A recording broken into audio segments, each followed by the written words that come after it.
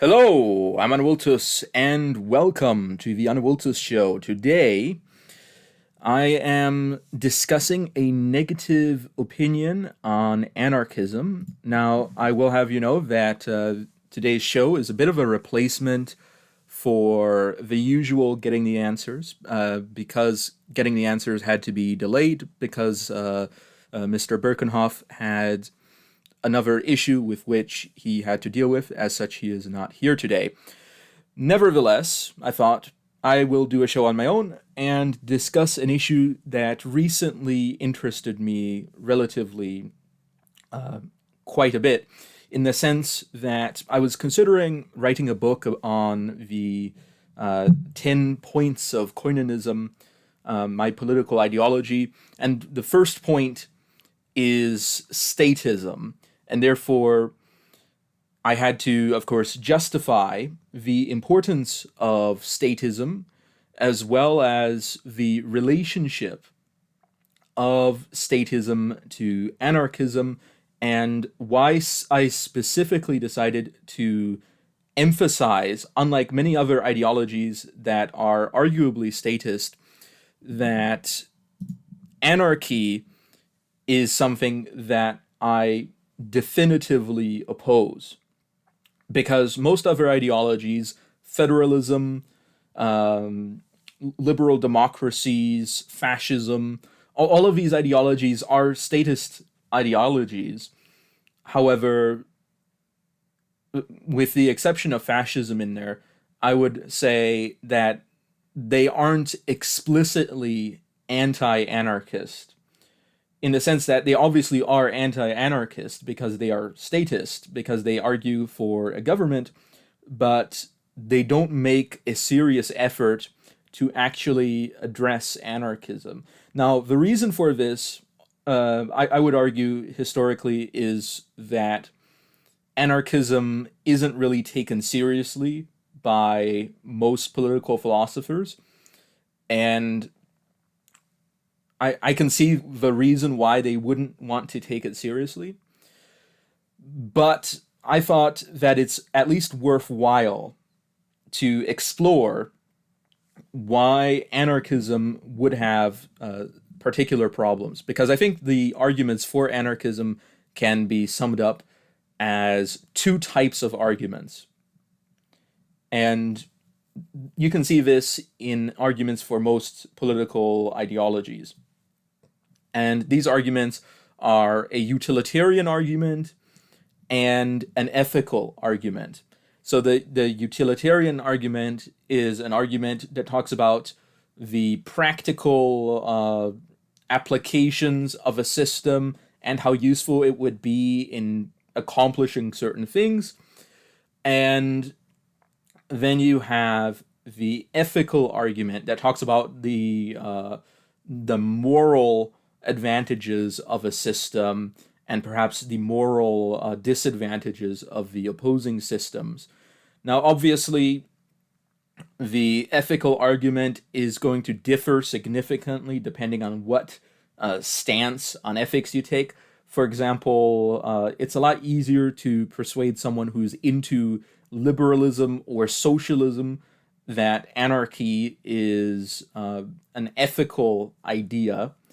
However, it's a lot more difficult to do that to someone who does not buy into Enlightenment ideologies in that sense. And that is why before the Enlightenment you see a lot less anarchism, I would say. Not only because anarchism could be, in a sense, as some people might say, that it's an egg of Columbus. It's something that people didn't think about for a long time. And I'm not arguing that there weren't ancient or medieval anarchists. I'm certain there were, but that it was an uncommon idea and that it wasn't considered seriously, and that's why you don't see a lot of people a long time ago following into this idea. As for later on, there must have been a moment in time someplace when people realized, wow, anarchy is actually a more interesting idea, and perhaps not everybody agreed that it was a more interesting idea, but it became more popular. So this is the sort of egg of Columbus idea. And if you don't know what an egg of Columbus is, it's based on a sort of mythical story where Christopher Columbus had an egg and he challenged people to balance the egg on its end. And it was extremely difficult and nobody could do it. So what he did was he crushed the end of the egg and placed it, and it was balanced.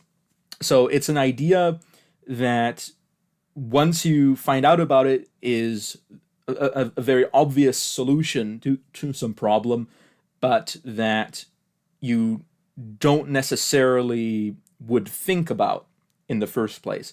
So I think that that could be an explanation that some anarchists might make as to why many more ancient philosophers, political philosophers, and medieval and early modern political philosophers didn't consider anarchism as much as a lot of Enlightenment and post-Enlightenment philosophers did. Now, that being said, I personally would not argue that this is necessarily the case. But I do think that if we are going to talk about anarchism, I have a list of reasons why I think anarchism has disadvantages, let's say from a more utilitarian perspective. Because the utilitarian argument for anarchism would be that anarchism is better than other systems of social organization at dealing with various problems. So to demonstrate my position on this, I'm going to draw a diagram. And let me just get a line here and make it nice and thick so everyone can see. So we're going to plot a graph here. It doesn't have to be straight. But we're going to say that we have an x-axis and a y-axis on this graph. And on the one side, we have the required support, and I'm going to explain what this is in a minute. And on the other side, we have acquired support. And maybe I should put it like that.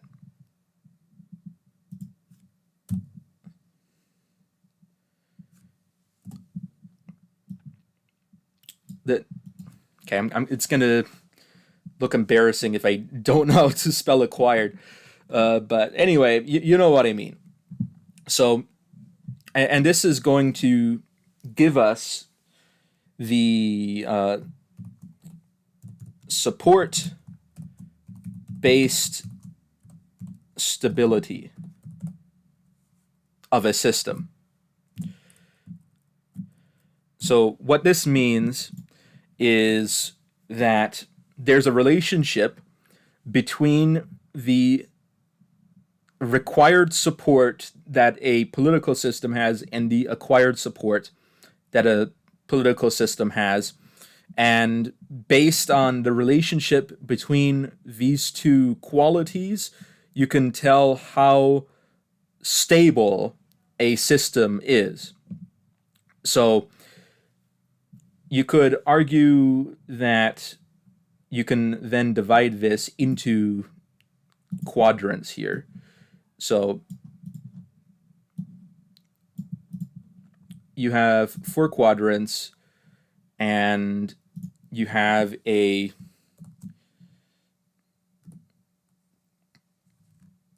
high A, low R quadrant. You have a low A, low R quadrant.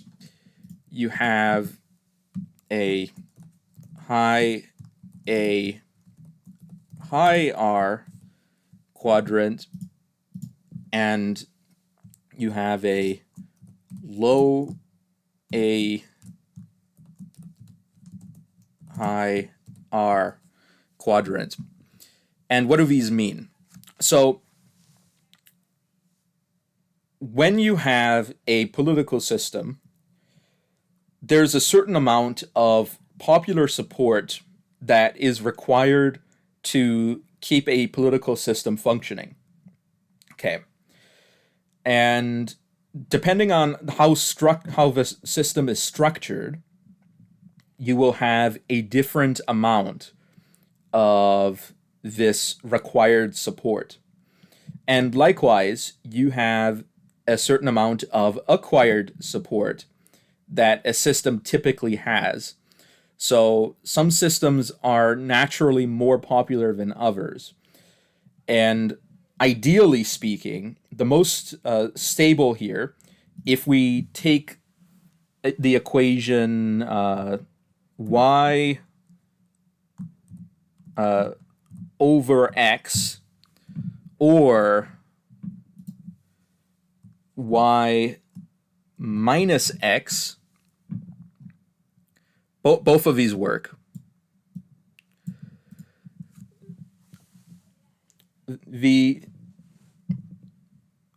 What the answer to this is going to be the support-based stability. And of course, depending on how you do this, it can be either proportional to the relationship between y and x, or it can be on a more absolute scale of support. So your acquired support divided by your required support will give you an answer that is either, because there's no negatives on here, is above 1, is 1, or is below 1.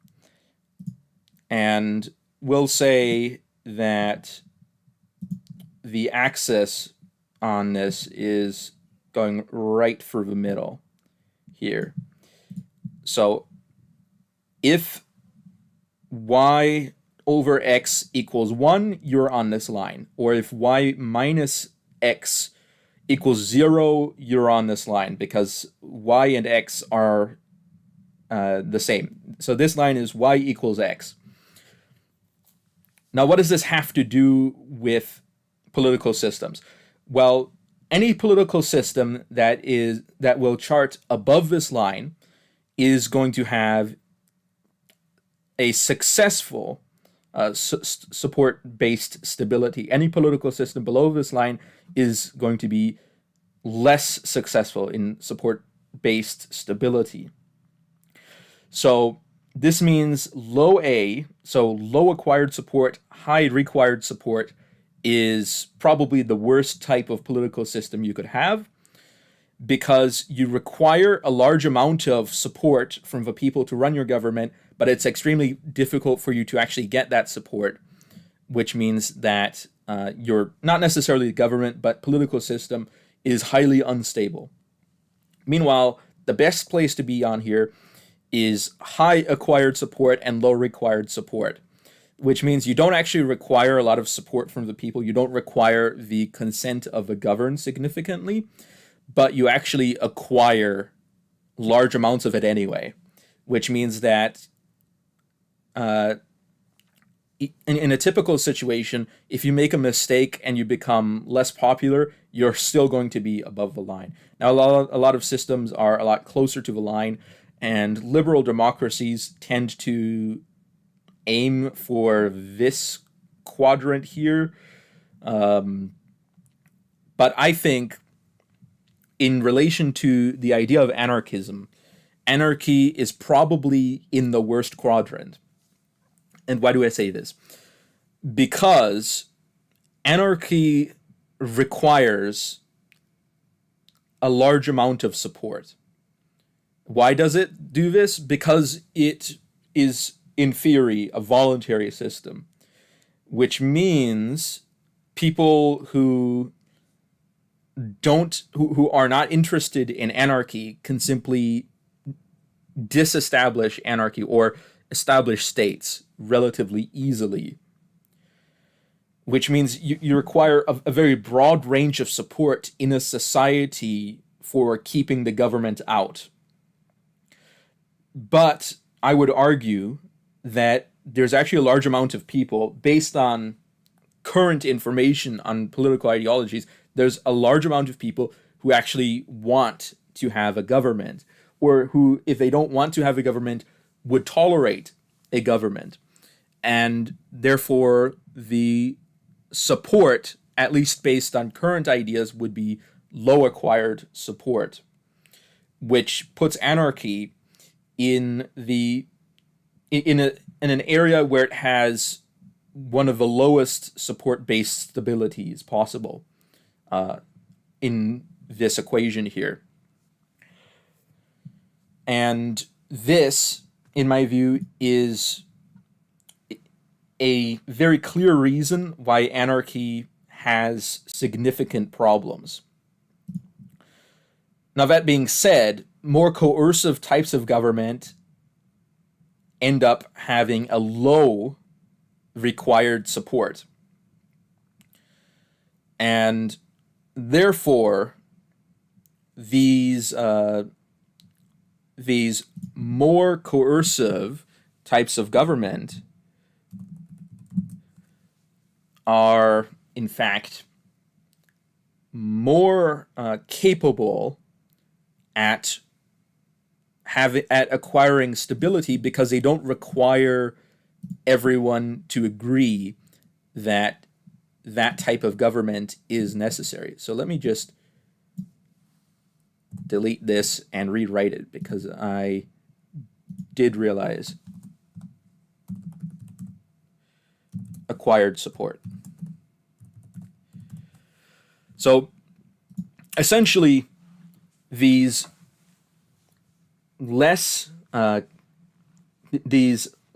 governments that require less consent from the people, in theory, have a higher based stability. Now, that, of course, depends on how much acquired support they have, because a lot of dictatorships tend to be, and by the way, these don't have to be dictatorships. These can be democracies. These can be various types of governments. But the point is that coercion is relatively effective compared to voluntarism in generating stability in a system. Now, that being said, some governments go too far and they end up in this quadrant, where if they end up below the line, they collapse because they require little amount of support, but their actual acquired support drops to a point where they become less effective. So anyway, based on this, the ideal form of government is one that has very low required support and very high acquired support. That is to say, a government that is popular but doesn't need to be. That is the most stable government if you're looking at support-based stability. Now, that being said, why am I saying that anarchy is low A? That anarchy has low acquired support? Well, the answer to that is that there's so many people supporting ideologies other than anarchism that it doesn't really make sense to say that anarchism does have this high acquired support that it would need to have in order for anarchy to reliably disinstate the government.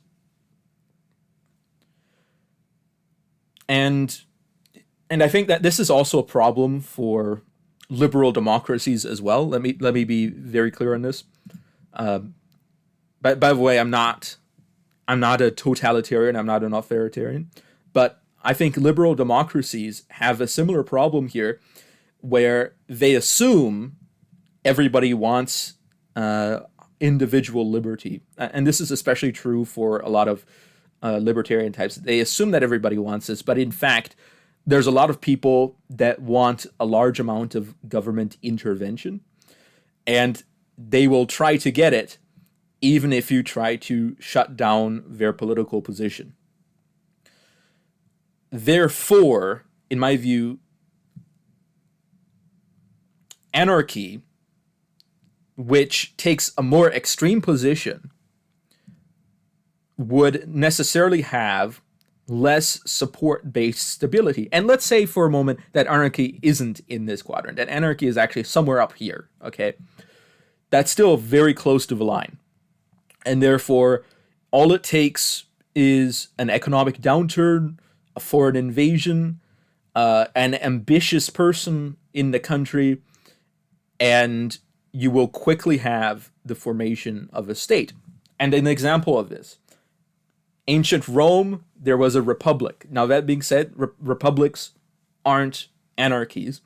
But when the Romans in the Cimbrian War lost the battle of Arausio, they thought their civilization was going to end. They thought that the Germanic tribes were going to cross the Alps, they were going to enter Italy, and they were going to destroy Rome, and that would be the end of their civilization. And it put them into such a huge panic that they decided to illegally re-elect Gaius Marius as their consul several years in a row. And he reorganized the Roman army, and he reorganized the military to establish a more permanent military, and also a system where the armies were very loyal to their generals, and that the generals were very involved and responsible for paying these now permanent soldiers. And this change is a change that you can see ultimately led to the establishment of the imperial system in the Roman Republic and the decline of the authority of the Republic and the decline of their old system in favor of a more autocratic system. And therefore, that is an example of how a crisis led to people establishing a stronger state. And in this case, the state that they established, that was stronger than what they had before, also had the weakness that led to many civil wars down the line. And that's, of course, a very long story. But it is an example of how people who normally are very freedom-loving people, you could argue, decided to give up some of this in order to have a greater sense of security. And people might compare this to 9/11 and the Patriot Act. And that might be a more contemporary comparison to make there. But the point is that anarchy is not popular in the current society to the degree that it needs to be in order for anarchy to be established.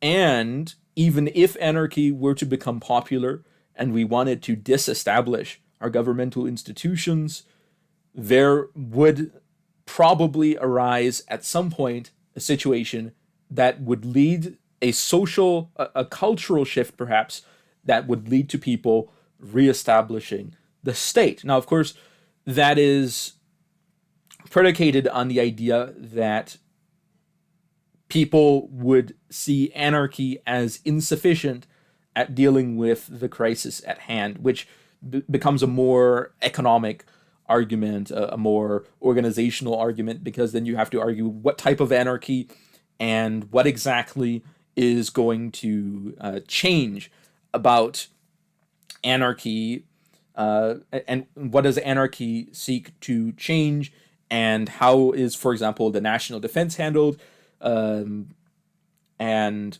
such things. And I'm not saying that anarchists don't have answers to these questions. What I am saying is that the answers that they have to these questions will likely be seen unsatisfactory to a lot of people. And even if they are seen as satisfactory to people for some time, they will probably become unsatisfactory at another time in the future. But anyway, let's go further. I have another interesting argument here, and that is, let's say, and this might be a weird position for people to hear, but I'm going to say that we actually already have anarchy. Okay? And that might be hard for some people to think. How do we have anarchy? Well, the answer is the international system. So, from a realist perspective of international relations, the international system is typically anarchic. Now, that doesn't mean that it's always anarchic. That doesn't mean that there can't be an order imposed upon it, as there frequently is.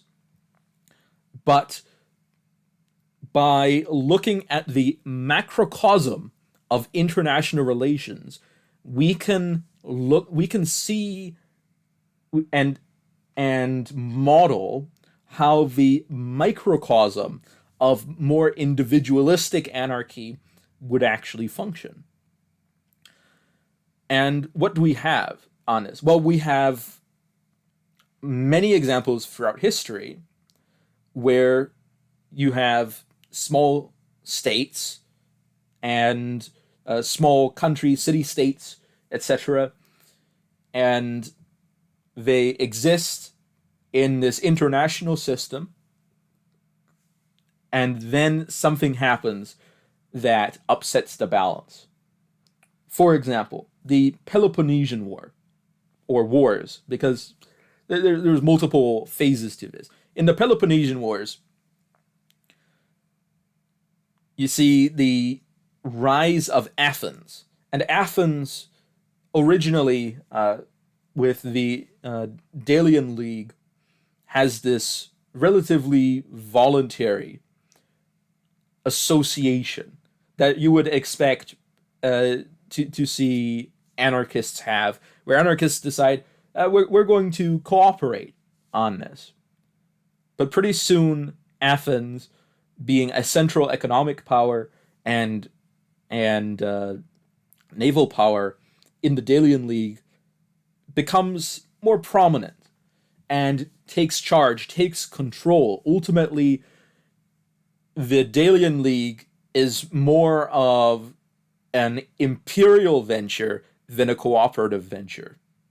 The Delian League becomes an empire of Athens rather than a cooperative of Athens, wherein instead of two or more city-states gathering together as equals, or perhaps not as exactly equals, but for a common purpose, it becomes a situation where these have to submit to Athens.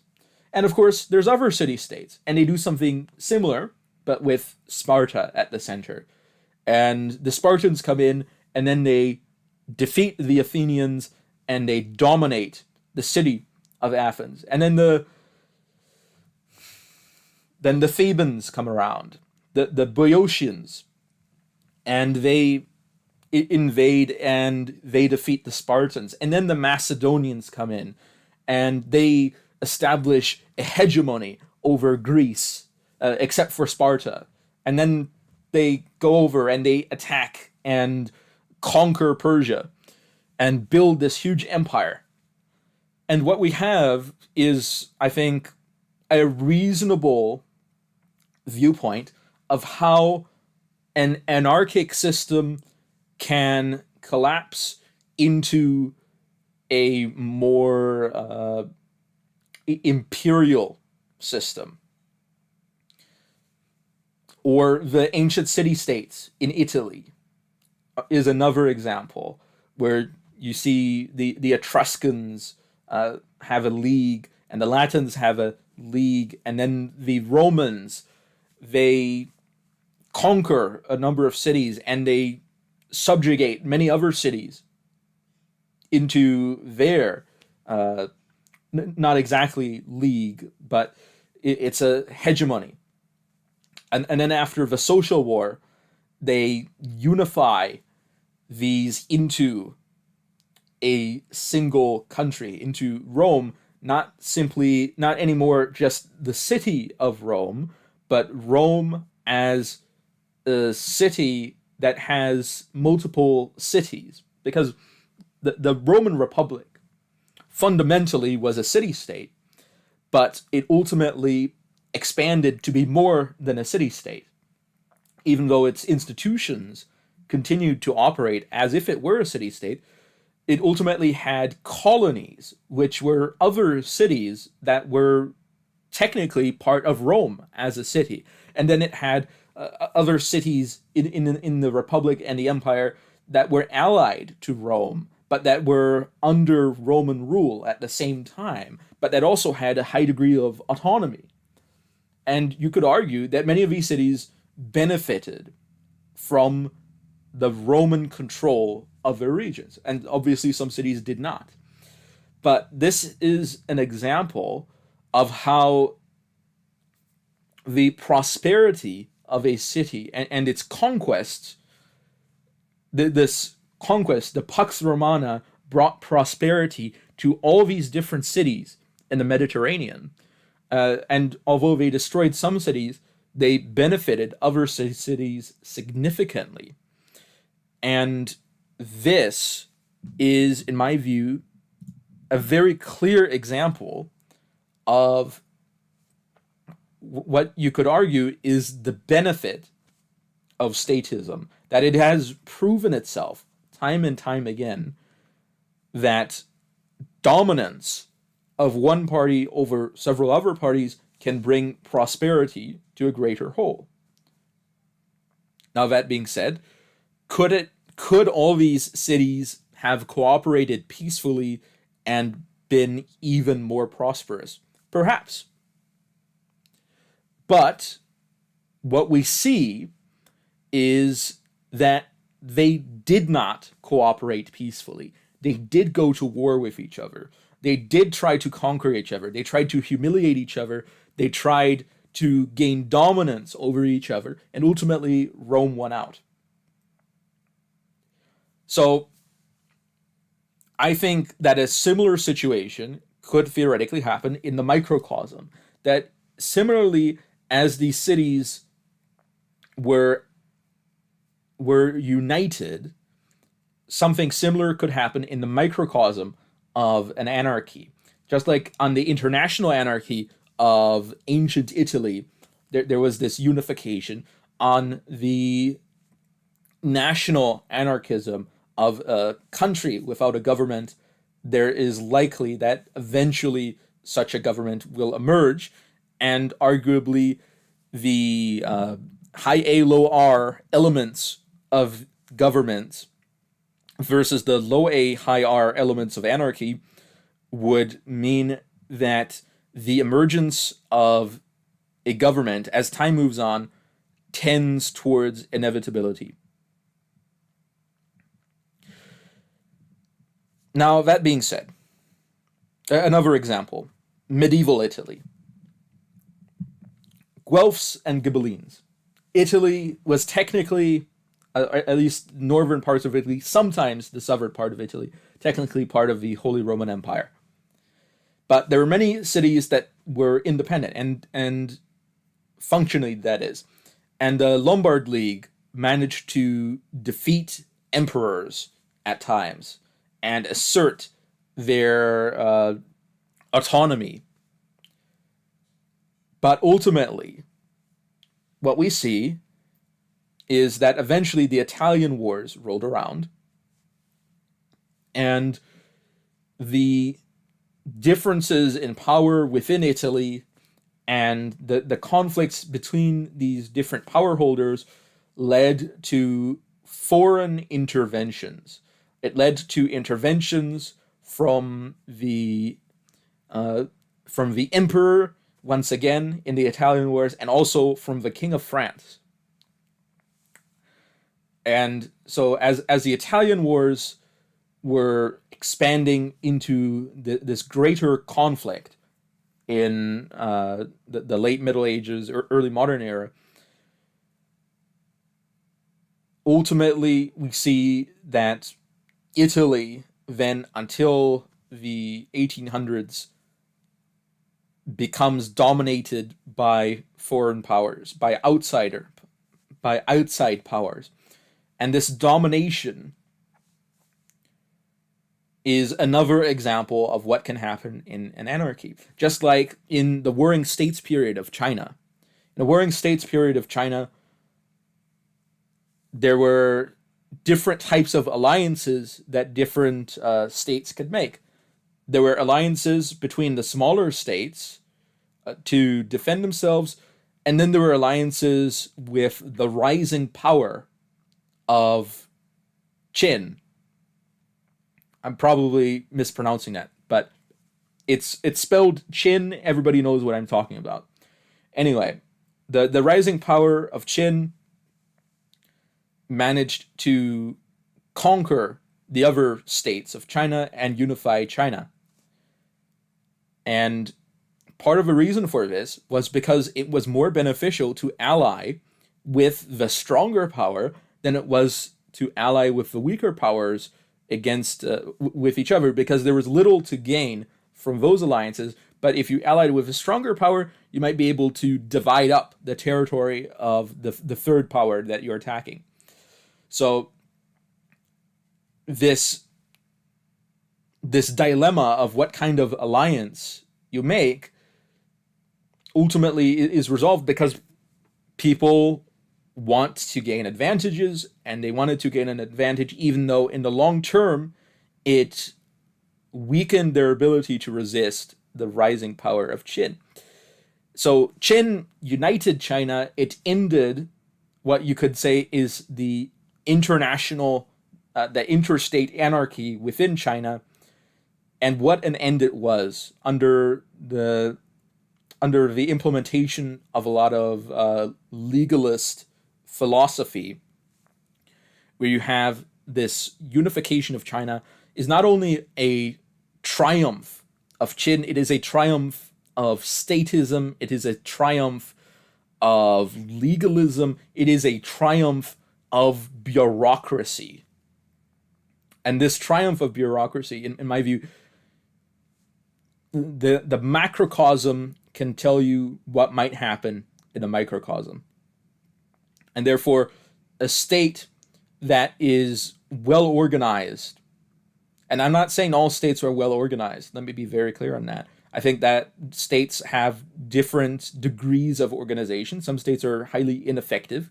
And let me be also clear, I'm not saying that anarchy will always be unstable. I think that temporarily anarchy could be stable. But the organizational power of Qin over its enemies certainly does say something. But anyway, that's a lot of historical examples on international relations and how powers can consolidate in areas where there is a distribution of power anarchically. But this brings me to another point if we're talking about history, and that is the rarity of anarchism. Because the great minds of the greatest minds of historical political philosophy, you can say people like let's say Niccolo de Machiavelli. What was he looking at? Well, he wanted to unite Italy and he had different ideas on powers, and his writing is very influential. And you could say that for people who are interested in understanding realism, political realism, his writings certainly are must read. But you have two different perspectives. You have the perspective in The Prince, where it talks about how you can concentrate and gain a lot of power. And then you have the perspective in Discourses on Livy, where it talks about what kind of state he would actually like to have. But he doesn't really consider anarchism, which I think is interesting. And once again, this anarchists might say that this is perhaps an egg of Columbus situation, or maybe they might agree with Machiavelli's critics that he is some evil man.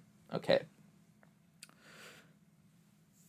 But similar thing with Han Fei.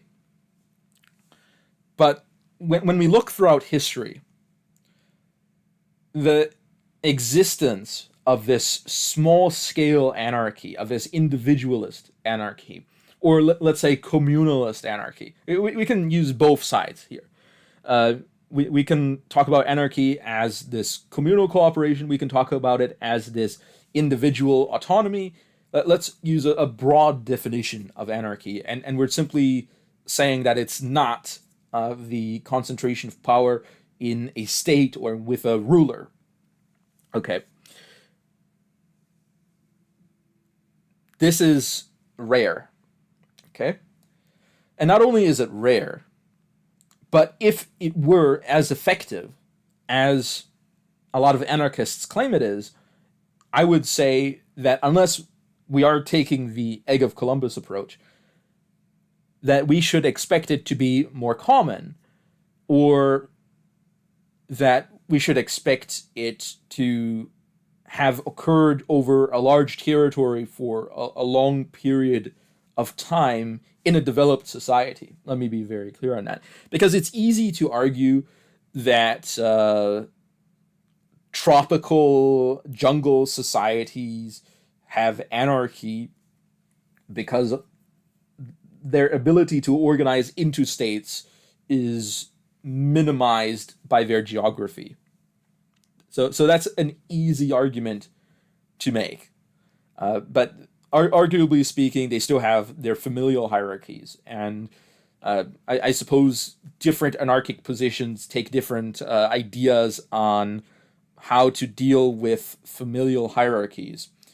Because I would argue that the patriarchies and matriarchies that emerge in these small clans are the prototypes of states. That therefore states are in theory a natural development from either the familial relation and tribal expansion, as occurs in some societies, or cooperative consolidation, as occurs in other societies, or imperial conquest, as occurs in other societies. And I think that those are three types of state formation, and that one of these is based on just family structures, and that a strong family hierarchy, while it is not a state, let me be very clear, when historians talk about what a state is, they typically don't mean large tribal kingdoms. Although you could argue that that certainly is not anarchy, and that if you were to ask if there for a binary divide between statism and anarchy, it would certainly be on the statism side of it. So it is something that leans towards states and develops towards states, and that is clearly not anarchic. You could say that. But my point is that if anarchy would be so successful, we would imagine that we would see it more. And the fact is, we simply don't. Now, you can argue about pirate republics, which you could say are anarchic in some sense, but aren't in other senses. Uh, you could talk about the Zapatistas and other groups, and obviously it all depends on what definition of anarchy you take, and also you have to look at the circumstances. For example, in that area of Mexico, it's technically protected as sovereign territory of Mexico. So if other countries wanted to invade that area, they'd have to attack Mexico. So in a way, it is protected by the government, uh, even though the government doesn't really put its authority on that. But if the government wanted to, I'm sure they probably could get rid of them. And I would perhaps even argue that if they want to claim that their territory is sovereign in that region, that it would be their obligation to stop other people from illegally claiming sovereignty or autonomy in their territory. But that gets into a more legal argument. But nevertheless, a lot of these examples are either short-lived or very small scale. Or if they are larger, they aren't very competitive. But anyway, moving further, another question here would be the technologically dependent solutions that some anarchists put forward. They might say, well, perhaps the reason why some of these things aren't present in the past is because we didn't have the right tools to make it happen. And when we're talking about the right tools, we're not necessarily talking about the right philosophical tools, but we're talking about the right technological tools. Because the practical elements of statism is that you can explain it philosophically, and it can make sense in a past before there were states. And you can explain what a bureaucracy is and how these things function without having to get too technologically involved, without requiring people to get resources that they don't have available to them. But this new anarchy, this new, you could say it's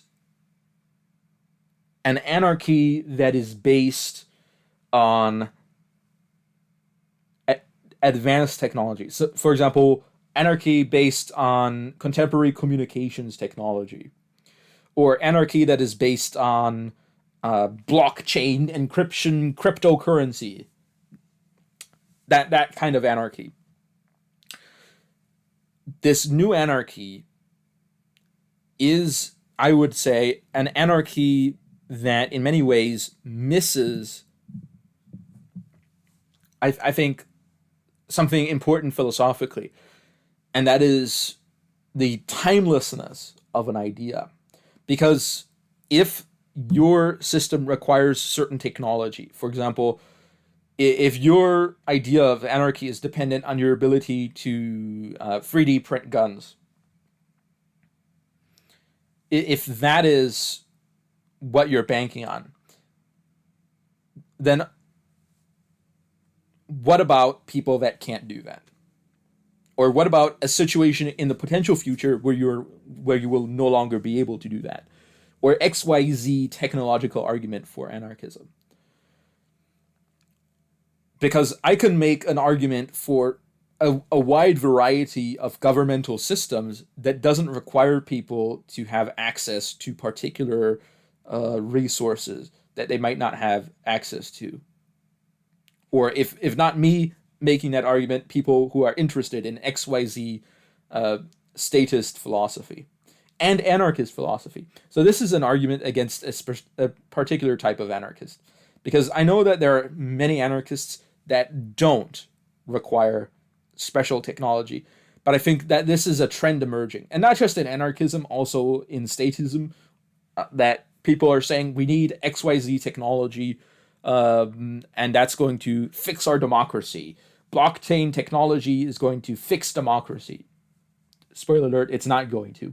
But anyway, the point is that if you're relying on technology, that puts in an inbuilt weakness in your system. And I'm not a primitivist, okay? I'm for technology. I say if you can find an interesting use for technology, that's great, okay? But if you're going to say that that is going to make or break your system of social organization, I think that that's too excessive. I think that that's a weakness, okay? I'm not saying that that means that it's ineffective. I'm saying that that is a weakness. But anyway, moving along, another point here, division of labor, okay? And this is not just a criticism of anarchy, because it's also a criticism of Marxism and of liberalism, some types of liberalism anyway.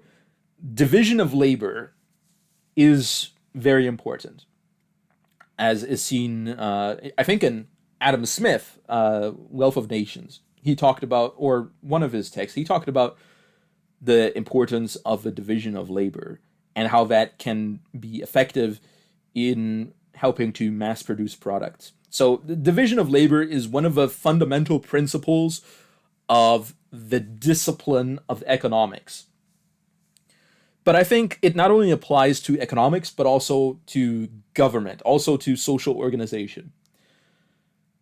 And that the more division of labor you have, and of course that's qualified, there's such a thing as an ineffective and unoptimized division of labor, or excessive division of labor.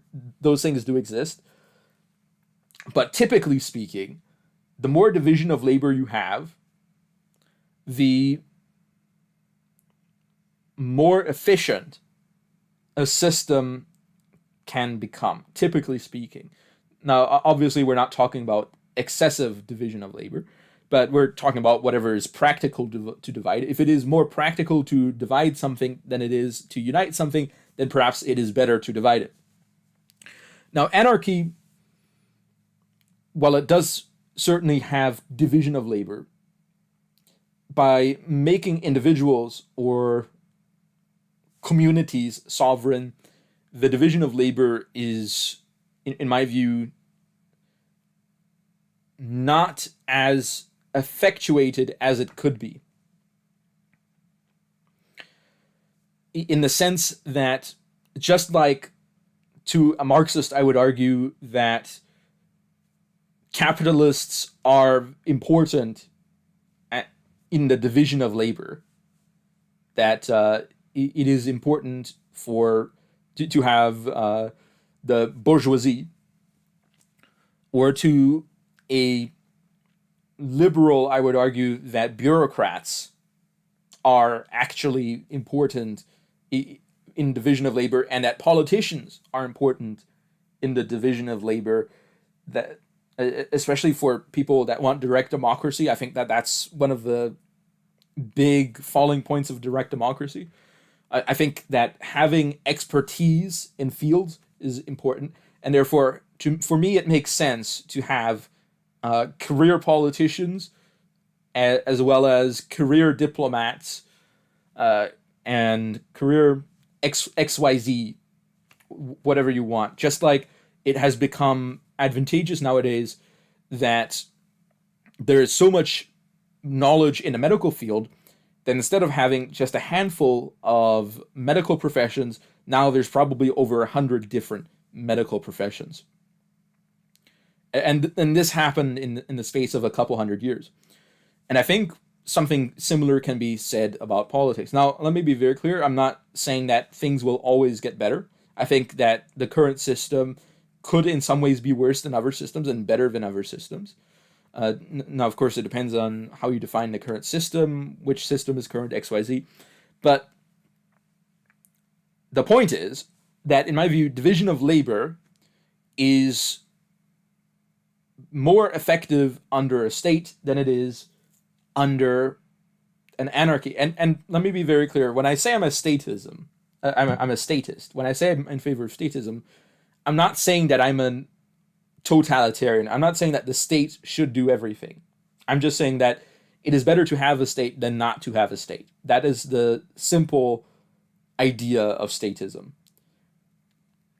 That, in my view, it is better to have career politicians than not to have politicians at all, or for everyone to be a politician. I think that that is, from a simple perspective of a division of labor, a valid insight. Now, you might disagree, and you might bring particular reasons as to why you think that that's actually a disadvantage. But I think it's also, in my view, similar to the idea of how coercion as an element of government is more efficient than, or more effective than going fully voluntary in a social system. Of course, it depends on what you're trying to accomplish, of course. But I think that this leads into another question, and that is the ethical side of things. Something that I have not addressed yet, because right now I've been talking about the practical side of things. And of course, there's other arguments against anarchism, and I haven't really made an economic argument. I don't think I need to make an economic argument. I think that there's plenty of different positions that people hold, and both in statism and anarchism, on how the economy should function. So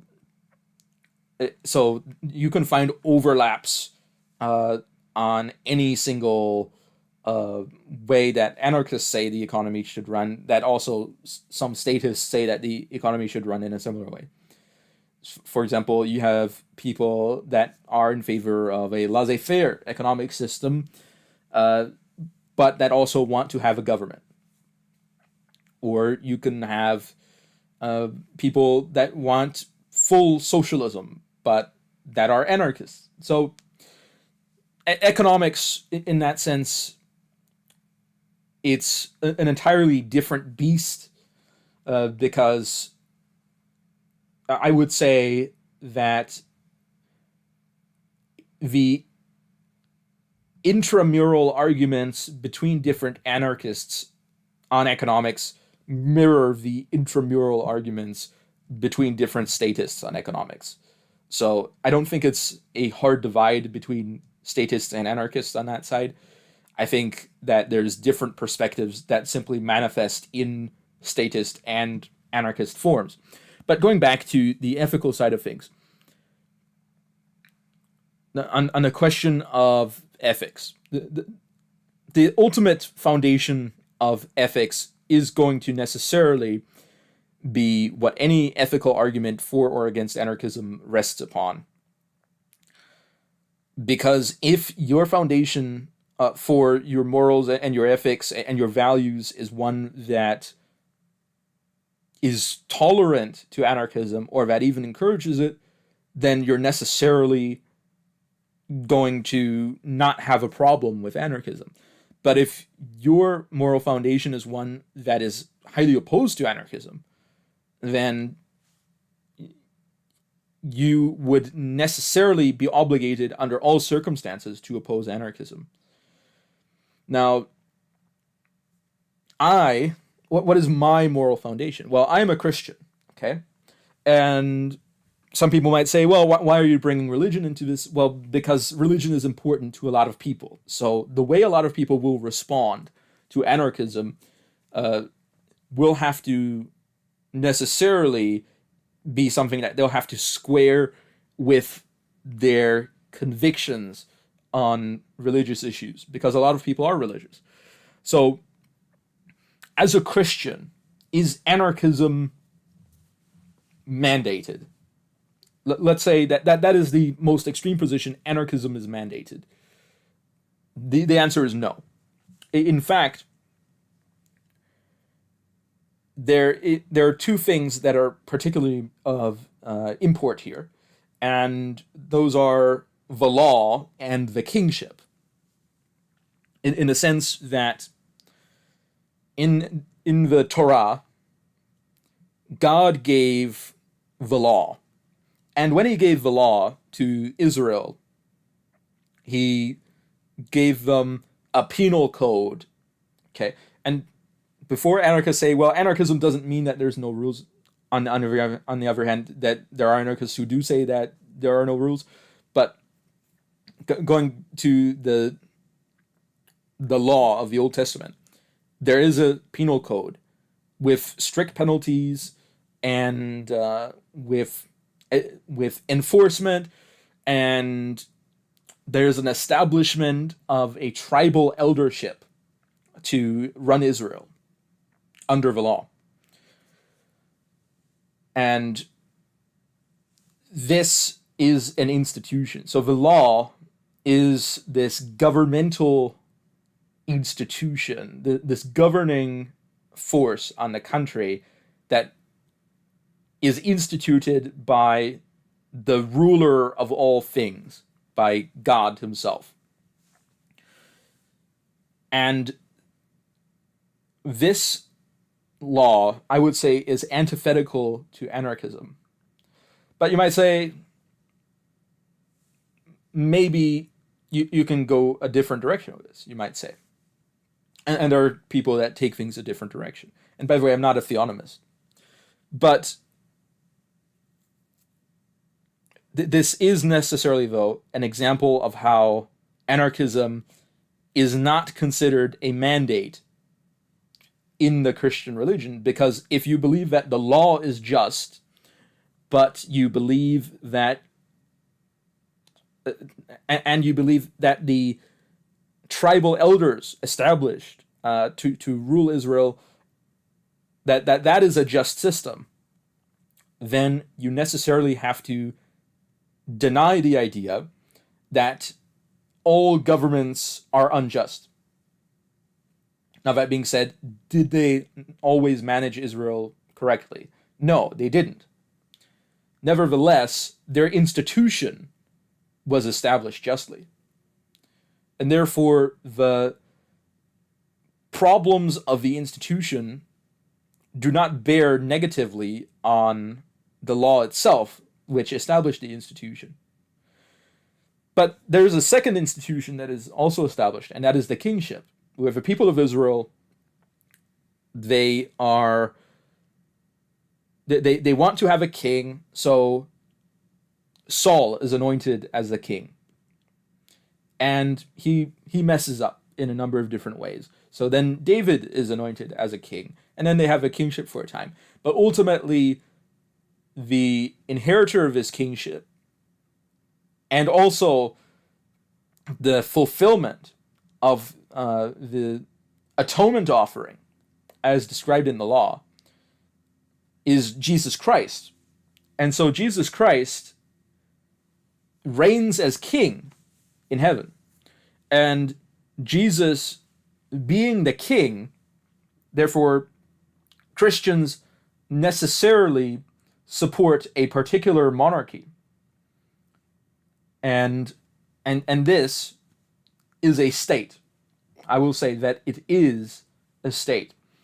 Not only is it a state, it is an absolutist state, because Jesus is an absolute monarch.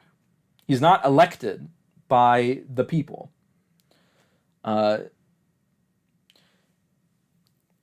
does not require the approval of the people for him to rule over them. In fact, if we talk about election, and this is getting into other theological issues, election happens the other way around, that God elects people. But going back into this idea of the kingship, therefore, God is a statist. Okay? And because God is a statist, as a Christian, in acknowledgement of the state which God has established, I am also a statist. So because God is a statist, I am a statist. Okay? And it is linked to some of my most fundamental religious beliefs. So, as a Christian, I cannot be an anarchist in the total sense. That is to say, I cannot denounce statism as evil, because in doing so, I would be denying the authority of God, the sovereignty of God, and the kingship of Jesus Christ. And that is something that, as a Christian, I cannot do. Now, that being said, that doesn't mean, however, that we have to have an earthly state before Christ comes to bring the new Jerusalem and the new earth, before Christ establishes himself as the ruler that we meet face to face. That doesn't mean necessarily that is what we have to have, okay? And that is an argument that people would make, that although we are statists as Christians in the sense that we have the kingship of Christ, that doesn't mean that we have to be statists in an earthly sense, because we believe that all rulers are fallible. And even if we can't be anti-statist, because God has established states with his own authority explicitly in the institutions of the law at the time of Moses, and the kingship for Saul and David, that doesn't mean that we have to have a state. And that is correct. That doesn't mean we have to have a state. However, the question then becomes, can we act illegally to disestablish the state? And once again, I have to say no as a Christian. And the reason why I have to say no is because I read, and I think a good resource on this would be An Homily Against Disobedience and Willful Rebellion by John Jewell, written in the 1500s. Or perhaps, if you're more interested on the ideas of kingship, although this also covers what I'm about to talk about, The True Law of Free Monarchies by King James. Okay? What is written in the Bible is a demand for obedience to our earthly rulers. Now, that doesn't mean that we would obey them in a way that would cause us to disobey our heavenly ruler. Obviously not. But insofar as we are also in obedience to our heavenly ruler, we have to obey our earthly ruler. And so taxes are legitimate. And in fact, Jesus himself has said that taxes are legitimate. So when somebody says taxation is theft, that is not only an attack on statism itself, but it is also a contradiction to the legitimate authority of the state as established by God in the Old Testament, when the responsibilities and rights of the king were described to the people of Israel when they wanted to have a king, and also in the New Testament when Jesus Christ legitimized taxation. So to say that taxation is theft is to contradict the moral statements of Jesus Christ. And therefore, as a Christian, the idea that to say that taxation is theft is deeply offensive to me, because it is offensive to God. So, therefore, from a Christian perspective, not only is there this idea of the fact that states can be legitimate and that there is an eternal state that will rule over all things, but also that the states that we have, even if they become tyrannical, as the Roman government had become in some ways, or immoral in themselves, are also still legitimate states. And this legitimacy of states, even in the case of corrupt states, is something that anarchists certainly do deny. Most of them, anyway. I think there's... I can't think of an anarchist who would say that a highly corrupt and unjust government is a legitimate government. There's probably someone who says that, but I haven't found this person.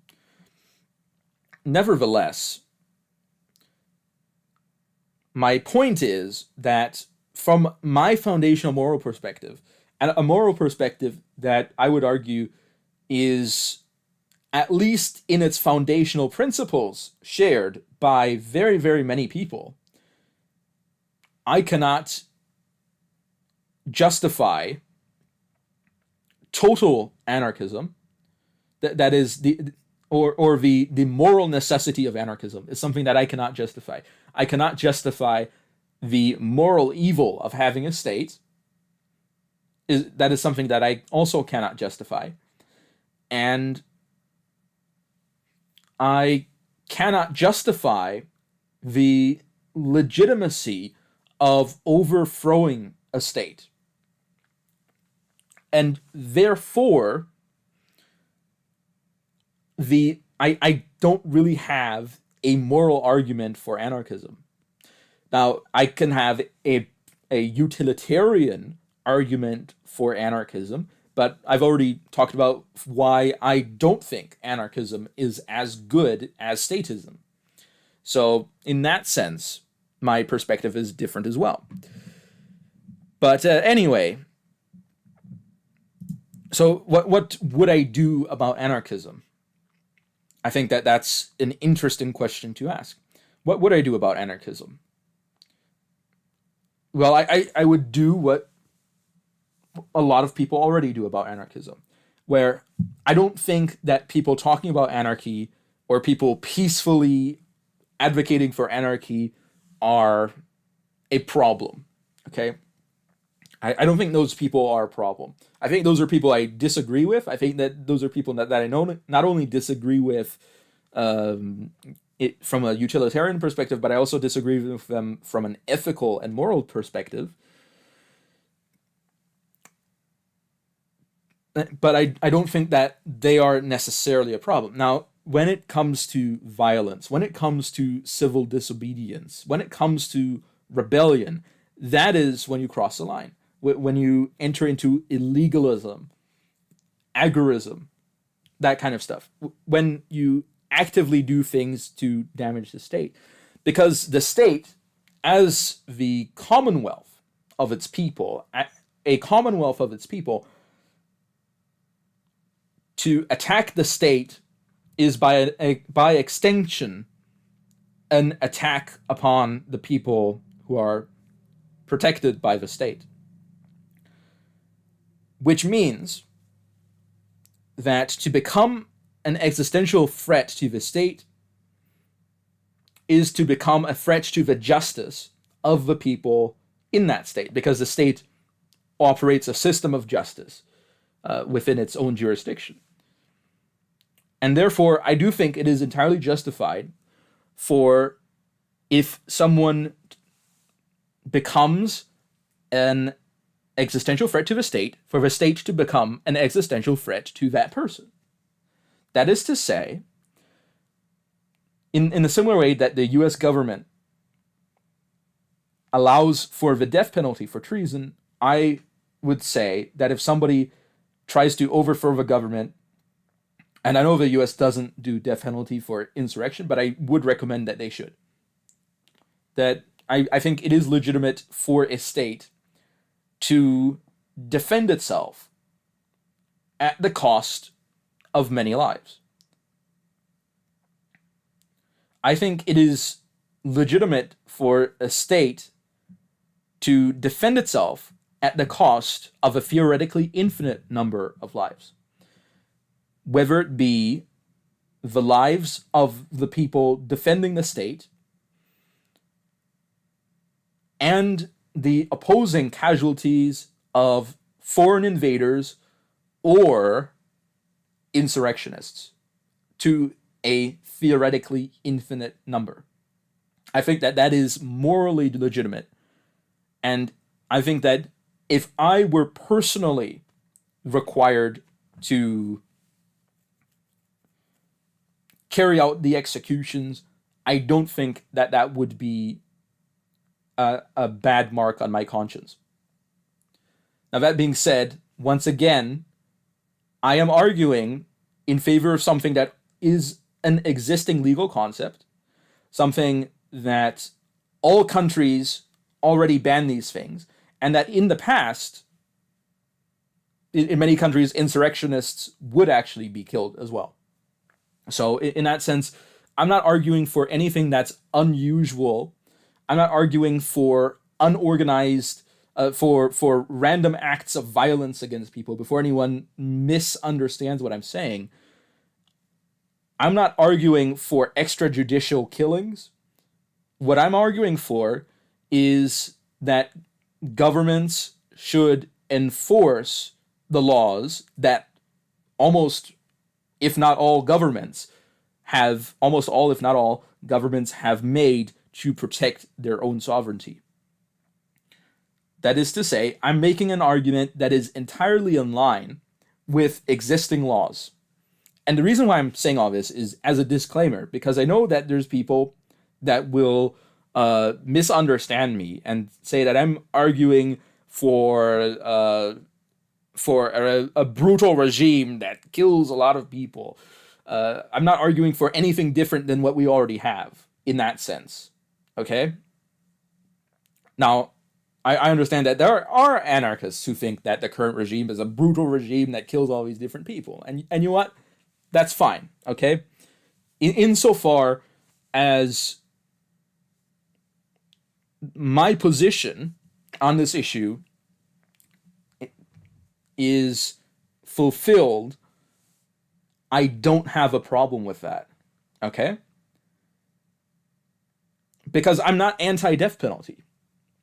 And there's a lot of people who aren't. Okay?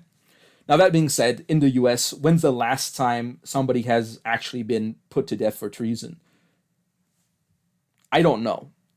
And it's not very common either. So I think that the US is going very easy on this issue. I think the US, let me be very clear, I don't think that the US is perfect. I don't think that all the wars that the US does is perfect. I don't think that all the laws that the US has are perfect. I'm very frequently in criticism of things that the US does. I'm using the US as an example here. And I could say this about any country. But I do think that it is entirely legitimate for a sovereign state to defend itself against an enemy, whether it be a foreign invader or an insurrectionist. But anyway, therefore, my solution to anarchism is that we can have a conversation if we are going to agree that we're going to take a reformist approach, that we're not going to go on an illegalist side of things. We're not going to try to subvert justice or break the law. If we take that approach, we can have a conversation. But if we're going to, not we, but if you're going to go down the line and argue for extrajudicial killings, if you're going to argue for illegalism, if you're going to argue for revolution. If you're going to argue for civil disobedience, I don't have a problem with the government taking any action it deems necessary to stop you. So anyway, there you go. And that's a very normal position. Let me be clear once again. That's a normal position. That's a position that most countries have. But thank you all for watching. If you want to read my book, you can read it for Amazon Kindle, or you can purchase a hardbook copy at taurusnecris.com. The name of the book is Actionable Justice. It's a book about ethics and the concept of justice, and I make a critique of natural law in the book. But thank you all for watching. If you want to, you can donate on my Patreon, and I will be seeing you all next time. Anavultus over and out.